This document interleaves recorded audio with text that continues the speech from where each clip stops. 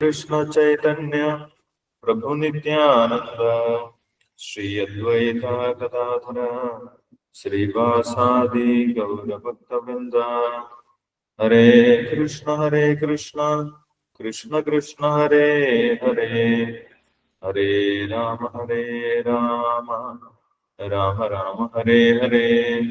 ओम नमो भगवते वासुदेवाय। ओम नमो भगवते वासुदेवाय।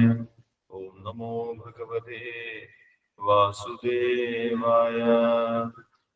निगमकल्पतरोर्गलितं फलं सुखमुखात् अमृतद्रवसंयुतं पिबत भागवतं रसमालयं मुहुरहो रसिका भुवि भावुकाः। नारायणं नमस्कृत्यं नरं चैव नरोत्तमं देवीं सरस्वतीं व्यासं ततो जयमुदीरयेत्। नष्टप्रायेषु भद्रेषु नित्यं भागवतसेवया भगवतीत्तमश्लोके भक्तिर्भवति नैष्टिकीम्।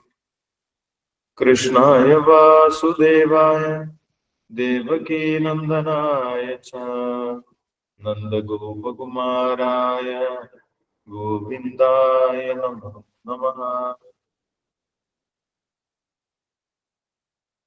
हरे कृष्ण। श्रीमद्भागवतम ചതുർത്ഥസ്കന്ധം 19 അധ്യായം. പൃഥ്വിരാജാവിന്റെ 100 അശ്വമേധയാഗങ്ങൾ. ശ്ലോകം 16 മുതൽ 20 വരെ വായിക്കാം. ഏവം വൈന്യാസുത പ്രോക്തം ത്വരമാണം വിഹായ സാ അന്നദ്രവ അഭിക്രുദ്ധോ രാവണം കൃദ്രരാഡിവ സോഷം രൂപ ച തദ്വിദ്വാ തസ്മാ അന്തർഹിതാസ്വരാട് വീരാ സ്വപശുമാദായ പിതുർയജ്ഞമുപേയിവാൻ തത്തസ്യാചാദ്ഭുതം കർമ്മ വിചക്ഷ്യ പരമർഷയഃ നാമധേയം ദദുസ്തസ്മൈ വിജിതാശ്വ ഇതി പ്രഭോ ഉപസൃജ്യ തമസ്തീവ്രം ജഹാരാശ്വം പുനർഹരിഃ ചശാലയുപദച്ഛന്നോ ഹിരണ്യരശനം വിഭുഃ അത്രീ സന്ദർശയാമാസ ത്വരമാണം വിഹായ സാ കപാലഗഡ്ഢാംഗധരം വീരോ നൈനം അപാതത. വിവർത്തനം വായിച്ചോളൂ. ഹരേ കൃഷ്ണ പ്രഭുജി. നിമ്നമതജി വായിച്ചു. ഓം നമോ ഭഗവതേ വാസുദേവായ. ഓം നമോ ഭഗവതേ വാസുദേവായ. ഓം നമോ ഭഗവതേ വാസുദേവായ. ശ്രീമദ് ഭാഗവതം സ്കന്ധം 4:1 അധ്യായം 19. ഋതുരാജാവിന്റെ 100 അശ്വമേധയാഗങ്ങൾ. ശ്ലോകം 16. ഏവം വൈന്യസുത സുതപ്രോക്ത സ്തുരമാണം വിഹായ സ അന്യദ്രവദഭിക്രുദ്ധോ രാവണം കൃതരാധിവ. അപ്രകാരം അറിയിക്കപ്പെട്ടതിനെ തുടർന്ന് വേനന്റെ ദൗഹിത്രൻ ആകാശത്തിലൂടെ അതിവേഗം പോയിക്കൊണ്ടിരുന്ന ഇന്ദ്രനെ പെട്ടെന്ന് പിന്തുടർന്നു. ഇന്ദ്രനോട് അനിയന്ത്രിതമായ കോപമുണ്ടായ അവനപ്പോൾ രാവണനെ പിന്തുടർന്ന കഴുകന്മാരുടെ രാജാവിനെ പോലെയായിരുന്നു. ശ്ലോകം 17. സോഷ്യം രൂപം ച തത്തിത്വാ തസ്മാ അന്തർഹിതസ്വരാട് വീരാ സ്വപശുമാദായ പിതുർയജ്ഞമുപേയിവാൻ. പൃഥുവിന്റെ പുത്രൻ തന്നെ പിന്തുടരുന്നത് കണ്ട ഇന്ദ്രൻ സന്യാസിയുടെ കപടവേഷവും കുതിരയെയും ഉപേക്ഷിച്ച് അപ്രത്യക്ഷനായി. പൃഥുവിന്റെ മഹാനായകനായ പുത്രൻ കുതിരയെ പിതാവിന്റെ യാഗസ്ഥലത്തേക്ക് തിരികെ പിടിച്ചു കൊണ്ടുവന്നു. ശ്ലോകം 18. തത്തസ്യ ചാദ്ഭുതം കർമ്മ വിചക്ഷ്യ പരമർഷയ നാമധേയം ദദുസ്തസ്മൈ വിജിതാശ്വ ഇതി പ്രഭോ. എന്റെ പ്രിയപ്പെട്ട വിതുര, പൃഥുവിന്റെ പുത്രന്റെ അത്ഭുതകരമായ വീര്യം നിരീക്ഷിച്ച മഹാമുനിമാർ അവന് വിജിതാശ്വൻ എന്ന പേര് നൽകുവാൻ തീരുമാനിച്ചു. ശ്ലോകം 19. ഉപസ്യ ച തമസ്ത്രീവം ജഹാരാശ്യം പുനർഹരിഃ ചശാലയുപദച്ഛന്നോ ഹിരണ്യാരശനം വിഭൂ. എന്റെ പ്രിയപ്പെട്ട വിതുര, ദേവലോക രാജാവും അതിശക്തനുമായ ഇന്ദ്രൻ ഉടൻ തന്നെ യാഗശാലയിലെ യാഗശാലയ്ക്കുമീതെ കനത്ത ഇരുട്ട് പരത്തി. ആ പ്രദേശം മുഴുവൻ അന്ധകാരാവൃതമാക്കി മറച്ച അവൻ മൃഗങ്ങളെ ബലിയർപ്പിക്കുന്ന തടി ഉപകരണത്തിന് സമീപം സ്വർണ്ണ ചങ്ങലയാൽ ബന്ധിച്ചിരുന്ന യാഗാശ്വത്തെ വീണ്ടും മോഷ്ടിച്ച് കടത്തിക്കൊണ്ടുപോയി. ശ്ലോകം 20. അത്രി സന്ദർശയാമാസ തുരമാണം വിഹായസ കപാലഗഠ്വാഘതരം വീരോ നൈനമാബാധത. ദേവേന്ദ്രൻ ആകാശത്തിലൂടെ പലായനം ചെയ്യുന്നത് അത്രി മഹാമുനി പൃഥുവിന്റെ പുത്രനെ വീണ്ടും കാട്ടിക്കൊടുത്തു. മഹാനായകനായ പൃഥുപുത്രൻ വീണ്ടും ഇന്ദ്രനെ പിന്തുടർന്നു. പക്ഷെ വീണ്ടും സന്യാസി വേഷം ധരിച്ച് അഗ്രത്തിൽ തലയോട്ടിയുള്ള യോഗദണ്ഡും കയ്യിലേന്തിയിരുന്നതിനാൽ ഇന്ദ്രനെ അപ്പോഴും അവൻ വധിക്കാതെ വിട്ടു. ഹരേ കൃഷ്ണ കൃഷ്ണ കൃഷ്ണ ഹരേ ഹരേ, ഹരേ രാമ രാമ രാമ ഹരേ ഹരേ. ഹരേ കൃഷ്ണ. ഹരേ കൃഷ്ണ. Thank you Yamuna Mataji. ഹരേ കൃഷ്ണ. അപ്പോൾ പൃഥു മഹാരാജാവ് 100ാമത്തെ അശ്വമേധ യജ്ഞം നടത്തുന്ന സമയത്ത് 100 പ്രാവശ്യം അശ്വമേധം നടത്തിയിട്ടുള്ള ദേവേന്ദ്രന് വലിയ അസൂയുണ്ടായി. പൃഥു മഹാരാജാവും തന്നോടൊപ്പം 100 അശ്വമേധയാഗം തികയ്ക്കും. അപ്പോൾ പൃഥു മഹാരാജാവിനും തന്റെ പോലെ സ്ഥാനം ലഭിക്കും എന്ന് ഭയന്നു. ദേവേന്ദ്രൻ 100ാമത്തെ അശ്വമേധയാഗം മുടക്കാൻ വേണ്ടി തീരുമാനിച്ചു. അതിനായിട്ട് 100ാമത്തെ അശ്വമേധയാഗം നടക്കുന്ന സമയത്ത് ബ്രഹ്മാവർത്തത്തിൽ സരസ്വതി നദിയുടെ തീരത്ത് വെച്ച് 100ാമത്തെ അശ്വമേധയാഗം നടക്കുന്ന സമയത്ത് ദേവേന്ദ്രൻ ആ യാഗാശ്വത്തെ മോഷ്ടിച്ചു കൊണ്ടുപോയി എന്നാണ് പറയുന്നത്. ദേവേന്ദ്രൻ ഒരു സന്യാസിയുടെ വേഷത്തിൽ വന്ന് ആ യാഗാശ്വത്തെ ആകാശത്തിലൂടെ മോഷ്ടിച്ചു കൊണ്ടുപോയി. അദ്ദേഹം അദൃശ്യനായിട്ടായിരുന്നു വന്നത്, അതുകൊണ്ട് എല്ലാവർക്കും കാണാൻ സാധിച്ചില്ല. അത്രി മഹർഷിക്ക് തന്റെ യോഗശക്തി കൊണ്ട് ദേവേന്ദ്രനെ കാണാൻ സാധിച്ചു. അത്രി മഹർഷി ആകാശത്തെ മോഷ്ടിച്ചുകൊണ്ട് ആകാശത്തിലൂടെ സഞ്ചരിക്കുന്നത് അത്രി മഹർഷിക്ക് കാണാൻ സാധിച്ചു. അത്രി മഹർഷി പൃഥു മഹാരാജാവിന്റെ മകനെ വിളിച്ചുകൊണ്ട് പറഞ്ഞു, ഇങ്ങനെ ദേവേന്ദ്രൻ നമ്മുടെ ആകാശത്തെ മോഷ്ടിച്ചു കൊണ്ടുപോകുന്നുണ്ട്, എത്രയും പെട്ടെന്ന് ആ ആകാശത്തെ തിരിച്ചു പിടിച്ചു കൊണ്ടുവരണം എന്ന് പറഞ്ഞ സമയത്ത് പൃഥു മഹാരാജാവിന്റെ പുത്രൻ ആകാശത്തിലൂടെ സഞ്ചരിച്ച് ദേവേന്ദ്രനെ പിന്തുടർന്ന് സഞ്ചരിച്ചു. ദേവേന്ദ്രനെ വെല്ലുവിളിക്കുകയും ചെയ്തു. നിൽക്ക് എന്ന് പറഞ്ഞു, തിഷ്ഠ എന്ന് പറഞ്ഞു വെല്ലുവിളിച്ചു. അതിനുശേഷം വളരെ വേഗത്തിൽ സഞ്ചരിച്ച് ദേവേന്ദ്രന്റെ സമീപത്തെത്തി. അങ്ങനെ ദേവേന്ദ്രന്റെ സമീപത്തെത്തിയപ്പോൾ പൃഥു മഹാരാജാവിന്റെ പുത്രനെ മനസ്സിലായി, ഒരു സന്യാസിയുടെ വേഷത്തിലാണ്, ഒരു ധാർമ്മികന്റെ വേഷത്തിലാണ്. അദ്ദേഹം ശരീരത്തിൽ മുഴുവൻ ഭസ്മമൊക്കെ ധരിച്ചിട്ടുണ്ട്, താടി നീട്ടി വളർത്തിയിട്ടുണ്ട്, ജടയൊക്കെ ഉണ്ട്, തലയിൽ ജട വളർന്നിട്ടുണ്ട്. ഇങ്ങനെയുള്ള ഒരു സന്യാസിയോട് ഞാൻ എങ്ങനെയാണ് യുദ്ധം ചെയ്യുന്നത്, ആയുധം പ്രയോഗിക്കുന്നത് എങ്ങനെയാണ് എന്ന് ചിന്തിച്ചു. ധർമ്മസങ്കടത്തിലായി. കാരണം പൃഥു മഹാരാജാവ് വളരെ ധാർമ്മികനായിട്ടുള്ള രാജാവായിരുന്നു. അദ്ദേഹം ബ്രാഹ്മണരെയും ഭഗവാന്റെ ഭക്തന്മാരെയും സന്യാസിമാർക്കൊക്കെ ഏറ്റവും ബഹുമാനം നൽകുന്ന വ്യക്തിയെ. അതുപോലെ തന്നെയായിരുന്നു പൃഥു മഹാരാജാവിന്റെ പുത്രൻ. ധർമ്മത്തിനെതിരായി പോകുമെന്ന് വിചാരിച്ചുകൊണ്ട്, അധാർമികമായിട്ടുള്ള ഒരു കാര്യവും പ്രവർത്തിക്കില്ല എന്ന് ചിന്തിച്ചുകൊണ്ട് പൃഥു മഹാരാജാവിന്റെ പുത്രൻ തിരിച്ചു വന്ന സമയത്ത് അത്രി മഹർഷി പറഞ്ഞു, നീ അങ്ങനെ ഒരിക്കലും ചിന്തിക്കേണ്ട ആവശ്യമില്ല.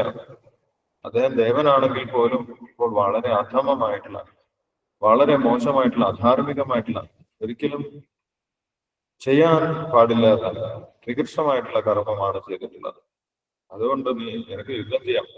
നീ പോയി എങ്ങനെയെങ്കിലും ആ ആകാശത്തെ തിരിച്ചു കൊണ്ടുവരണം. അപ്പോൾ മാത്രമേ നമ്മൾക്ക് ഈ 100ാമത്തെ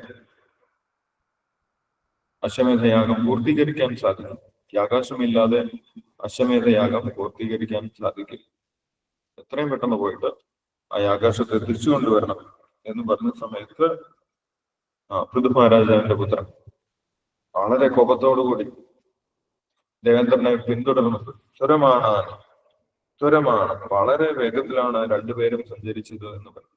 ദേവേന്ദ്രനും പൃഥു മഹാരാജാവിന്റെ പുത്രനും വളരെ വേഗത്തിലാണ് ആകാശത്തിലൂടെ സഞ്ചരിച്ചിരുന്നത്. കാരണം രണ്ടുപേർക്കും യോഗസിദ്ധികൾ ഉണ്ടായിരുന്നു.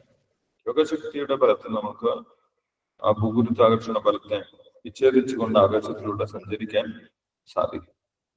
അങ്ങനെ വളരെ വേഗത്തിൽ സഞ്ചരിച്ച് വീണ്ടും ദേവേന്ദ്രന്റെ സമീപത്ത് എത്തിച്ചേർന്നു എന്നാണ് പറയുന്നത്.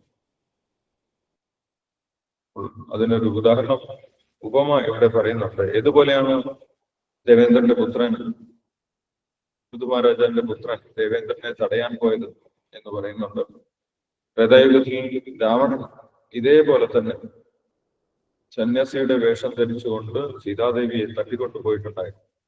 അങ്ങനെ തട്ടി കൊണ്ടുപോകുന്ന സമയത്ത് സീതാദേവിയുടെ വിലാപം കേട്ട് കഴുകന്മാരുടെ രാജാവായിട്ടുള്ള ജടായു രാവണനെ തടയാൻ പോയിട്ടുണ്ടായി.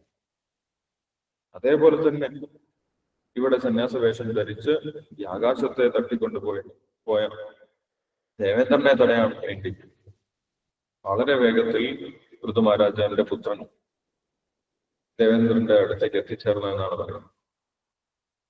ഇവിടെ അങ്ങനെ ഒരു ഉപമ പറയുന്നുണ്ട്. രാവണം ത്രിധരാടിവ 16-ാമത്തെ ശ്ലോകത്തിൽ. ചില സാമ്യതകളുണ്ട് ആ ഒരു കഥയും രാമായണത്തിലെ കാര്യവും ഇവിടെ പൃഥു മഹാരാജാവിന്റെ അശ്വത്തിൽ തട്ടിക്കൊണ്ടുപോയിട്ടുള്ള ദേവേന്ദ്രന്റെ പ്രവൃത്തിയും തമ്മിൽ അല്ലെ. രണ്ടുപേരും സന്യാസിയുടെ വേഷത്തിൽ വന്നിട്ടാണ് ഈ മോഷണം നടത്തിയിട്ടുള്ളത്.